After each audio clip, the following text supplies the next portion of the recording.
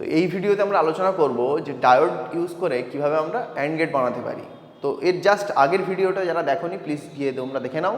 ওই ভিডিওতে আমরা আলোচনা করেছি যে ডায়োড দিয়ে কী করে আমরা অর গেট তৈরি করতে পারি। তো এই ভিডিওতে এবার দেখা যাক যে ডায়োড ইউজ করে আমরা কিভাবে অ্যান্ড গেট তৈরি করতে পারবো। তো আগের ভিডিওটা যারা দেখেছো তারা দেখেছো নিশ্চয়ই এই ডায়োডের পজিশনটা কিন্তু ঠিক উল্টো ছিল, আর এখানে এই 5 ভোল্টের যে এক্সট্রা একটা ব্যাটারি লাগানো হয়েছে এই ব্যাটারিটা ছিল না। তো এই দুটো মডিফিকেশান করা হয়েছে আগের সার্কিটে, তোমরা প্লিজ আগের ভিডিওতে গিয়ে দেখে নাও। তো এই 5 ভোল্টটা নতুন এসছে আর ডায়োডের ডিরেকশানগুলোকে আমরা ঘুরিয়ে দিয়েছি। তো এবার দেখা যাক এটা কীভাবে অ্যান্ড গেট হিসাবে ইউজ হবে। অ্যান্ড গেটের ক্ষেত্রে আমরা কী জানি? অ্যান্ড গেটের ক্ষেত্রে জানি আমাদের যে সিম্বলটা, অ্যান্ড গেটের সিম্বল এরকম থাকে এ বি, তার যেটা আউটপুট হয় সেটা এ অ্যান্ড বি। আর ট্রুথ টেবিল যদি আমরা বলি তাহলে এ বি এ অ্যান্ড বির যে ট্রুথ টেবিলটা হয় সেখানে অ্যান্ড গেটের ক্ষেত্রে কী জানি আমরা যে 1 0 0 হয়, 0 1 ও 0 হয়, 1 1 একমাত্র 1 হয় আর 0 0 0 হয়। তার মানে অ্যান্ড গেটের দুটো ইনপুট যদি হাই স্টেটে থাকে তবেই একমাত্র আমাদের আউটপুট হাই স্টেটে আসবে। আর আগের ভিডিওতে যেমন আমরা বলেছিলাম যে আমাদের 4 ভোল্ট থেকে 5 ভোল্ট এই রেঞ্জটাকে আমরা হাই স্টেট বা 1 স্টেট ধরে নেব। সিমিলারলি আমাদের 1.5 থেকে 0 ভোল্টের যে রেঞ্জটা সেটাকে আমরা লো স্টেট ধরে নেব। তো এটা আমরা এখনও সেইভাবে ধরে নেব। তাহলে এবার দেখে নিই যে এই সার্কিটটা আমাদের কীভাবে অ্যান্ড গেট হিসাবে কাজ করবে। তো সেটার ক্ষেত্রে আমরা এটা কীভাবে অ্যান্ড গেট হিসাবে কাজ করবে সেটা বোঝাতে গেলে প্রথমে আমরা ধরে নিই যে ভোল্টেজ হিসাবে যদি আমরা বসাই যে এ বি আর এ ডট বি, বা এখানে আমরা আউটপুট বলবো, এ ডট বিতে এখন বলতে পারবো না, তাহলে আউটপুট বলবো। তাহলে এটার ক্ষেত্রে আমরা দেখে নিই যে আমরা সাপোজ এ কে 5 ভোল্টে রাখছি, বি কে 0 ভোল্টে রাখছি, তাহলে আউটপুট কত হবে? তাহলে এ কে যদি আমরা 5 ভোল্টে রাখি তাহলে এ কে 5 ভোল্টে রেখেছি, D1 ডায়োডের এই দিকটা আমার কি পি টাইপ, এই দিকটা এন টাইপ, কারণ এটা সাইনটা ডায়োডের যেরকম সাইন আমরা জানি এদিকটা পি টাইপ হয়, এদিকটা এন টাইপ হয়। তাহলে এন টাইপের দিকটাকে 5 ভোল্ট রেখেছি। সিমিলারলি এটার কিন্তু আমি যদি শুধু এই সার্কিটটাকে দেখি, এই দিক থেকে রেজিস্ট্যান্স থেকে এই সার্কিটটাকে দেখি, তাহলে দুদিকেই কিন্তু 5 ভোল্ট আছে। তার মানে কি D1 ডায়োডটা কি কন্ডাক্ট করবে? D1 ডায়োডটা করবে না। তো যাই হোক, এবারে যদি বিটাকে আমরা 0 ভোল্টে রাখি, মানে আমরা বলেছি যে প্রথম কেসটা আমাদের এ 5 ভোল্টে আছে, বি 0 ভোল্টে আছে। তাহলে বি যদি 0 ভোল্টে থাকে তাহলে D2 ডায়োডের এদিকটাও পি টাইপ, এদিকটাও এন টাইপ, তাহলে এর পি টাইপের দিকে কিন্তু ভোল্টেজ বেশি আছে। এই লাইনটা যদি আমরা দেখি, এই লাইনটাকে যদি আমরা আলাদা করে এঁকে নিই, যে নিচের লাইনটাকে যদি আমরা আলাদা করে এঁকে দিই তাহলে সেটা এইভাবে আছে, এদিকে 0 ভোল্ট, এদিকে 5 ভোল্ট, এখানে একটা রেজিস্ট্যান্স RL আছে। তার মানে D2টা কিন্তু কন্ডাক্ট করবে। এই ছবিটা থেকে তোমরা নিশ্চয়ই বুঝতে পারছো যে D2 কন্ডাক্ট করবে। তাহলে D2 কন্ডাক্ট করলে D2-র অ্যাক্রসে যে ভোল্টেজ ড্রপটা হবে সেটা 0.7 ভোল্ট। তার মানে কি D2-র ডান দিক থেকে বাঁ দিকের পোর্শনটা মানে পি থেকে এন টাইপের দিকটা 0.7 ভোল্ট নিচে আছে। এন টাইপ যেহেতু 0 ভোল্টে আছে তার মানে এই পয়েন্টের ভোল্টেজ নিশ্চয়ই 0.7 ভোল্ট। তাহলে এই পয়েন্টের ভোল্টেজ যদি 0.7 ভোল্ট হয় তাহলে বাকি ভোল্টেজের এখানে তো শুরু হয়েছিল, এখানে কিন্তু ভোল্টেজটা ছিল 5 ভোল্ট। তাহলে RL এর ওপরে ড্রপটা কত হলো?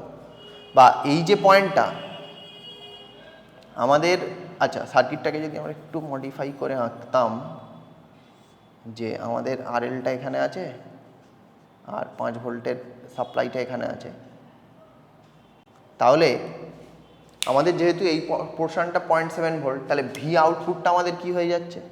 ভি আউটপুটটাও কিন্তু আমাদের 0.7 ভোল্ট হয়ে যাচ্ছে। তো এই জায়গাটা কিন্তু ভালো করে সবাইকে বুঝতে হবে যে আমার এই পয়েন্টটা একই, তাহলে ভি আউটপুটটাও 0.7 ভোল্ট হয়ে যাচ্ছে। আমাদের প্রথম ক্রাইটেরিয়াটা কি? যে এ 5 ভোল্টে আছে, বি 0 ভোল্টে আছে। তো এ 5 ভোল্টে থাকলে কী হবে? এর দুদিকেই 5 ভোল্ট আছে, মানে এখানে যদি 5 ভোল্ট থাকতো, এখানে যদি 5 ভোল্ট থাকতো, তাহলে D1 ডায়োড কন্ডাক্ট করতো না। সেটা নিয়ে আমার কিছু মাথা ঘামানোর দরকার নেই। কিন্তু D2 ডায়োডের ক্ষেত্রে কি, যে D2 ডায়োড বা বির যে ইনপুটটা সেটা একটা 0 ভোল্টে আছে, এদিকে 5 ভোল্টে আছে। তাহলে সার্কিটটাকে এই যে লাইনটাকে যদি আমরা আলাদা করে এঁকে নিই তাহলে আমরা কি দেখতে পাচ্ছি? যে D2-র এদিকটা 0 ভোল্টে আছে আর এদিকে একটা রেজিস্ট্যান্সের থ্রু দিয়ে এটা 5 ভোল্টে আছে। তাহলে এটা ফরওয়ার্ড বায়াসে আছে। তাহলে এটা ফরওয়ার্ড বায়াসে থাকলে এর মধ্যে দিয়ে তো কারেন্টটা যাবে। তাহলে এর মধ্যে দিয়ে যদি কারেন্ট যায়, D2-র অ্যাক্রসে ভোল্টেজ ড্রপটা 0.7 ভোল্ট। তাহলে 0.7 ভোল্ট কি পি টাইপটা বা পির যে দিকটা সেটা এনের থেকে 0.7 ভোল্ট ওপরে আছে, তার মানে এটা যদি 0 ভোল্ট হয় এই পয়েন্টটা আমাদের 0.7 ভোল্টে আছে। তাহলে এবার এই পয়েন্ট আর এই পয়েন্টের মধ্যে তো কোনো ডিফারেন্স নেই, তার মানে আমরা ভোল্টেজটা নিচ্ছি তো এই পয়েন্টটা থেকেই। আমি যদি এই পয়েন্টটা আর এই পয়েন্টটা বলি, এটা তো একই তার দিয়ে জোড়া, এটা কোনো রেজিস্ট্যান্স নেই।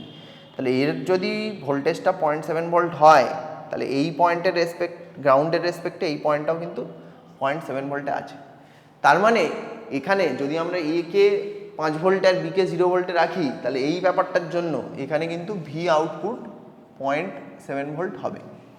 একইভাবে আবার যদি উল্টো জিনিসটা হয় যে আমাদের এটাকে আমরা 0 ভোল্ট করে দিলাম, বিটাকে আমরা 5 ভোল্ট করে দিলাম, তাহলে এটাকে 0 ভোল্ট করে দিলে কি হবে, সেখানে আমাদের এটা D1 ডায়োড কন্ডাক্ট করবে, এই লাইনটা তখন কন্ডাক্ট করবে এটাকে 0 ভোল্ট করে দিলে।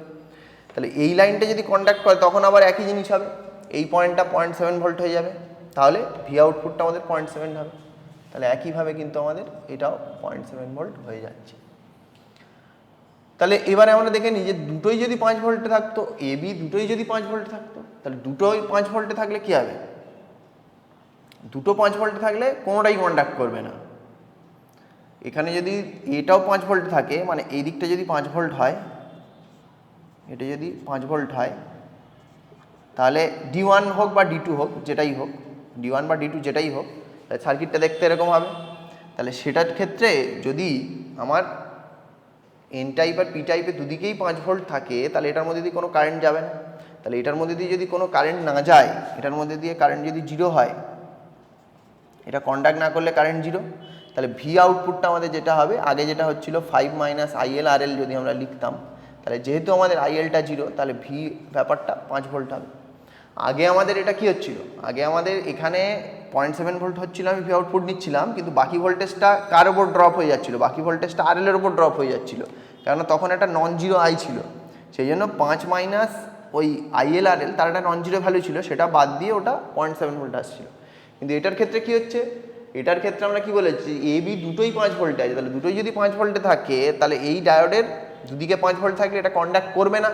তো এটা যদি কন্ডাক্ট না করে, তাহলে I ইকুয়াল টু 0, তাহলে সেখানে আমরা ভি আউটপুট ইকুয়াল টু এই সার্কিটটা থেকে কি লিখতে পারি, যে ভি মাইনাস IL RL, আর এখানেও তো কোনো ড্রপ নেই, তাহলে এইটুকু পোর্শানে 5 ভোল্ট এখানে শুরু হয়েছিল, তার থেকে একটা ভোল্টেজ ড্রপ এখানে RL এর ওপর হয়, কিন্তু এখানে সেটা হয়নি, সেই জন্য এখন ভি আউটপুট কিন্তু এটা কিন্তু 5 ভোল্ট হবে।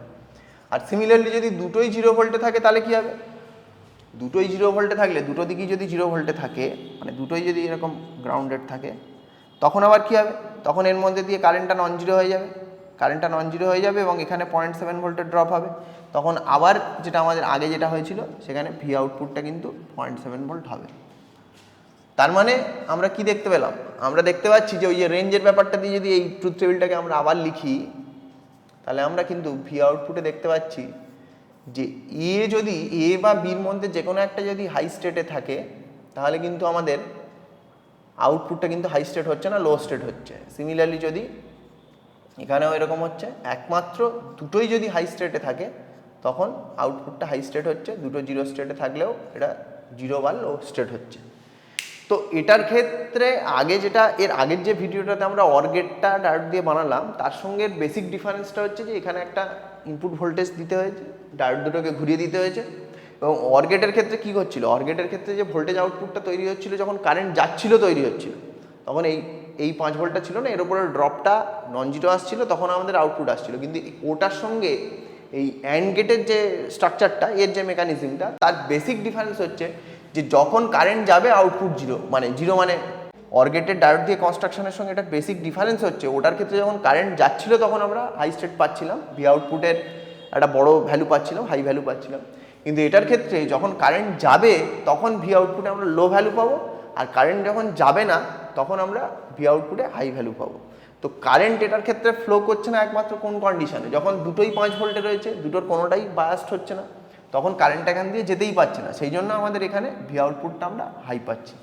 তো অ্যান্ড গেটটা বুঝতে একটু সমস্যা হয় সবাই, তো সেই জন্য আমি বলবো যে এই ভিডিওটা তোমরা বারবার দেখো, দেখে নিজেরা সার্কিটটা ড্র করে প্রত্যেকটা পার্ট বাই পার্ট সার্কিটটা এঁকে এইভাবে বোঝার চেষ্টা করো।